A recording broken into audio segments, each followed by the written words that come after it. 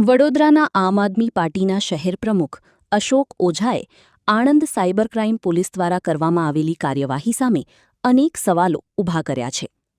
અશોક ઓઝાએ દાવો કર્યો કે સમગ્ર ઘટના રાજકીય રીતે ઉપજાવવામાં આવી છે અને કોઈપણ કાવતરામાં તેમની કોઈ સંડોવણી નથી. ઓઝાના જણાવ્યા અનુસાર ચર્ચામાં રહેલા ફોન કોલ દરમિયાન તેઓ એકલા નહોતા, પરંતુ કેશવ ચૌહાણ સહિત અન્ય લોકો પણ હાજર હતા. તેમણે જણાવ્યું કે આણંદમાં તેમની લગભગ 2 કલાક સુધી એક મહિલા અધિકારી દ્વારા પૂછપરછ કરવામાં આવી હતી.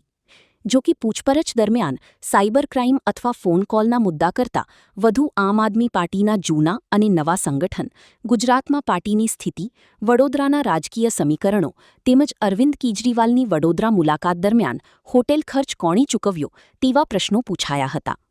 અશોક ઓઝાએ સવાલ ઉઠાવ્યો કે શું તેમને રાજકીય સંગઠન સંબંધિત માહિતી મેળવવા માટે બોલાવવામાં આવ્યા હતા કે પછી કોઈ ચોક્કસ ગુનાની તપાસ માટે.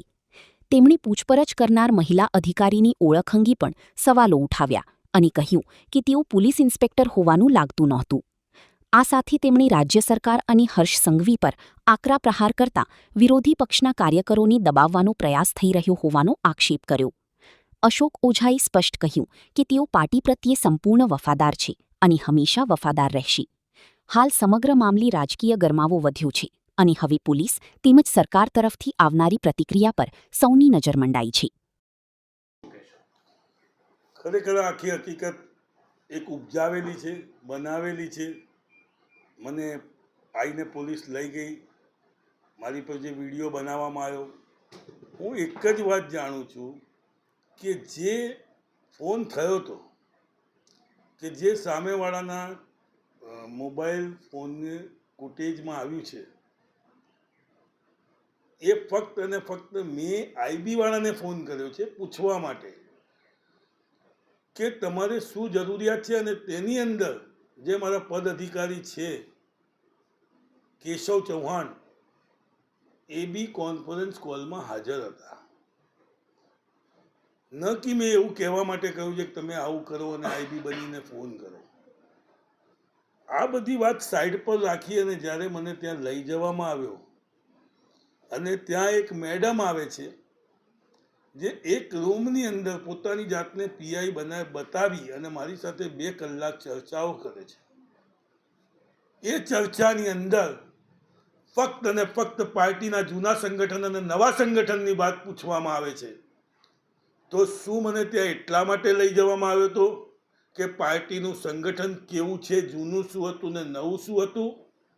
આજે એવું પૂછવામાં આવે છે બેન દ્વારા કે તમારું ગુજરાતનું ફંડ ક્યાંથી આવે છે, તમારું વડોદરાનું ફંડ ક્યાંથી આવે છે. વેલકમની અંદર 24 થી 26 કેજરીવાલજી રોકાયા, એનું ફંડ ક્યાંથી આવ્યું?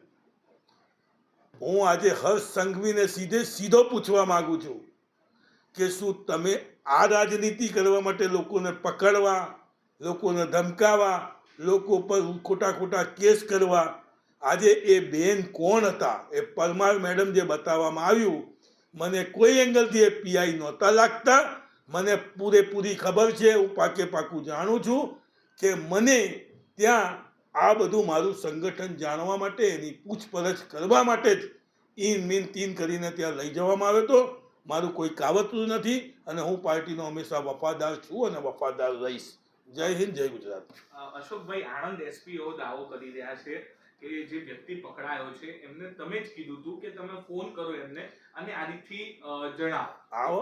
આવા બધા દાવા ફોતર છે. આ બધા દાવા તો હું બી એવો દાવો કરું છું કે મેં આવું કોઈ કૃત્ય કર્યું નથી. મને તો ફક્ત ને ફક્ત મારા સંગઠન વિશે, મારા ફંડ વિશે, મારી પાર્ટીના ફંડ વિશે કે મારી પાર્ટીની આંતરિક રાજનીતિ વિશે જાણવા માટે ત્યાં લઈ જવામાં આવ્યું. વડોદરા ન્યૂઝ ગુજરાતી આપણા શહેરના તાજા અને સચોટ સમાચાર માટે ફેસબુક, ઇન્સ્ટાગ્રામ, યુટ્યુબ અને વોટ્સએપ પર હમણાં જ જોડાઓ. ફોલો કરો વડોદરા ન્યૂઝ ગુજરાતી.